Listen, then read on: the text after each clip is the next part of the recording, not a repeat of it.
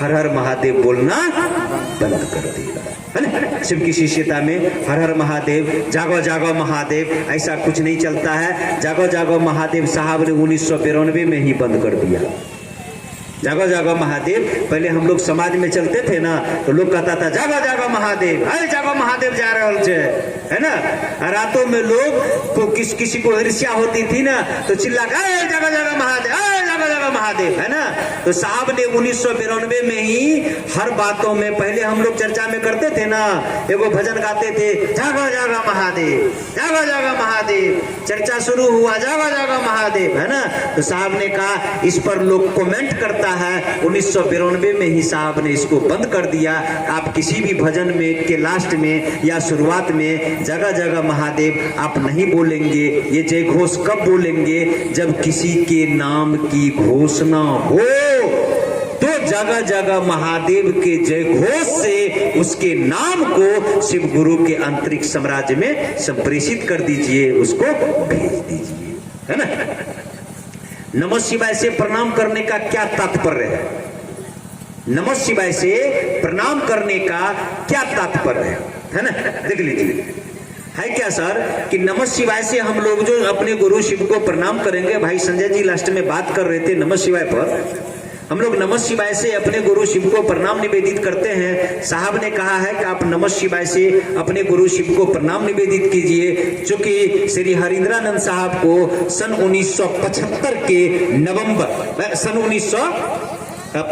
के नवंबर माह में नमः शिवाय का मंत्र मिला था मुजफ्फरपुर के तुर्की ट्रेनिंग कॉलेज के प्रांगण में। साहब को नमः शिवाय का मंत्र मिला था और साहब ने कहा आप नमः शिवाय करो। नमः शिवाय का मतलब होता है नमः मने नमन, शिवाय मने शिव को, ना शिव को प्रणाम। नमः शिवाय का मतलब होता है शिव को प्रणाम। ये पंचाक्षरी मंत्र है, ये बीज मंत्र है। आपके कहने का तात्पर्य है कि हम ओम क्यों नहीं करते हैं? अधूरा है आपका प्रश्न। हम ओम क्यों नहीं बोलते हैं? आप ओम लिख सकते हैं, आप ओम पढ़ सकते हैं। जिस तरीके से किसी भी नाम के आगे श्री लगाया जाता है, ठीक उसी तरीके से किसी भी मंत्र के आगे मंत्र को सम्मान दिया गया है ओम से, है ना।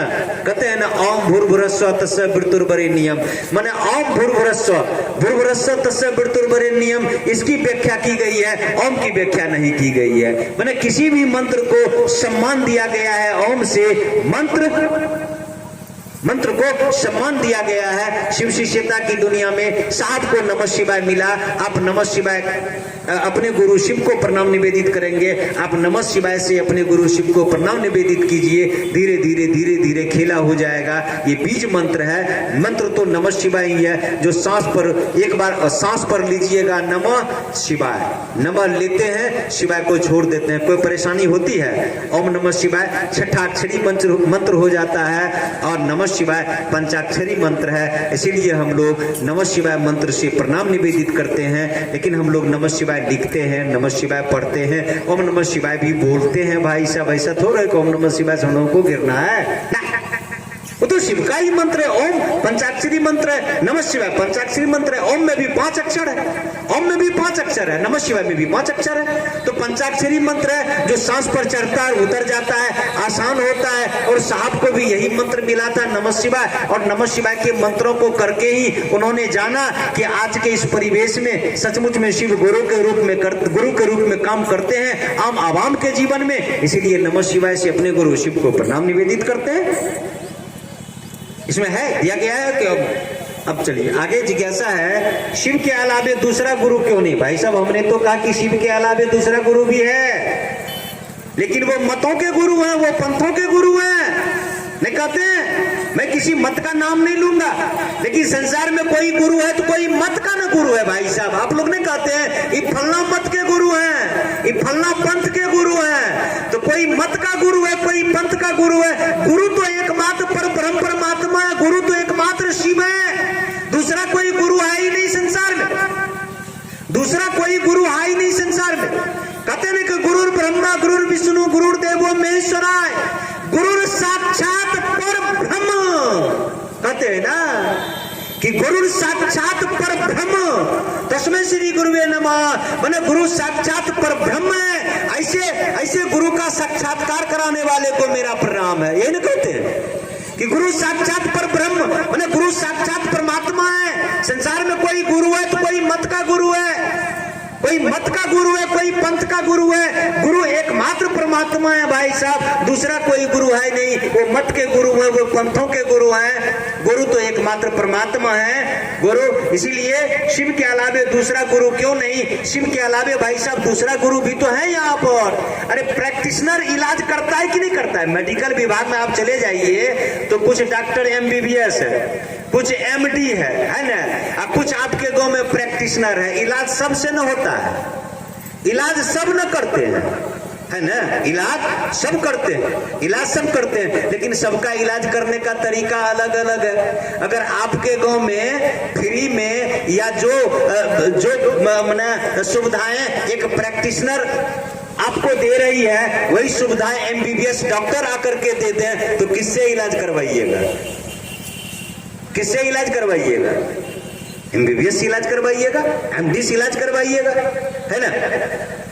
तो आप किसी भी दूसरे भी गुरु के सानिध्य, बहुत सारे गुरु हैं, लेकिन वो मत से आप जुड़ेंगे, आप पंथ से जुड़ेंगे, शिव की शिष्यता, आप शिव को गुरु बनाते हैं, आप डायरेक्ट गुरु से जुड़ते हैं। यहाँ एक शिव की शिष्यता, ना कोई मत है ना कोई पंथ है, ये शिव की शिष्यता आपकी अपनी अनुभूतियां हैं, अपनी अनुभूतियां जी। शिव शिष्य बनने से क्या फायदा है? अभी हमने बात किया, शिव शिष्य बनने से ये फायदा है भाई साहब। शिव शिष्य बनने से फायदा नहीं है, शिव शिष्य बनने से बहुत बड़का घाटा है, फायदा नहीं है। महादेव को गुरु बनाएंगे, फायदा नहीं है। शिव शिष्य बनाने से घाटा ही है कि जैसे ही आपके समझ में आएगा कि रे मेरे गुरु महादेव हैं, आप माता पिता को खाना नहीं खिलाते थे, सेवा नहीं करते थे, आप सेवा करने लगिएगा। आपको भाई से प्रेम नहीं था, आपको गोतनी से प्रेम नहीं था, आपको ननद से प्रेम नहीं था प्रेम तो एगो चाइयो खर्चाने होता था गोतनी के, नहीं गोतनी को चाय पिलाना, एगो चाइयो खर्चाने होता, ननद से एगो चाइयो खर्चाने होता, एगो साड़ियों देना नहीं पड़ता। महादेव को गुरु बनाएंगे, आपको ननद गोतनी सास से प्रेम हो जाएगा, चीनी का खर्चा बढ़ जाएगा, चाय पत्ती का खर्चा बढ़ जाएगा। आप एगो चाय पीते थे, अब गोतनियों के लिए 2 चाय बनाना पड़ेगा, ये खर्चा बढ़ जाएगा आपका, है ना। आपको भाई से प्रेम नहीं था, अकेले हम डपट करके खाते थे, अब भाई से प्रेम बढ़ जाएगा, अब भाइयों को तनी को खिलाना पड़ जाएगा। यही होगा महादेव को गुरु बनाने के बाद। आप समाज में दारू पी करके रंगबाजी करते थे, आप दारू पी करके आप रंगबाजी करते थे समाज में, जैसे ही आपके मन में ये बातें अटक जाएगी कि मेरे गुरु शिव हैं, आप जो दारू पीते थे वो दारू बंद कर दीजिएगा कि रे लोग क्या कहेगा, है ना। समाज में आप दारू पी करके किसी को गाली देते थे, ये रंगबाजी आपका रुक जाएगा। यही घाटा है आपको, यही घाटा, ये फायदा मत कहिए, ये घाटा लग जाएगा आपको कि रंगबाज बनिए, रंगबाज नहीं बन पाइएगा। आप समाज के अच्छे पुत्र कहलवा जाइएगा, आप समाज की अच्छी बहू कही जाएगी, आप समाज की अच्छी पुतहू कही चली जाएगी, आप परिवार की अच्छी बहू कही चली जाएगी। यही आपको घाटा लगेगा।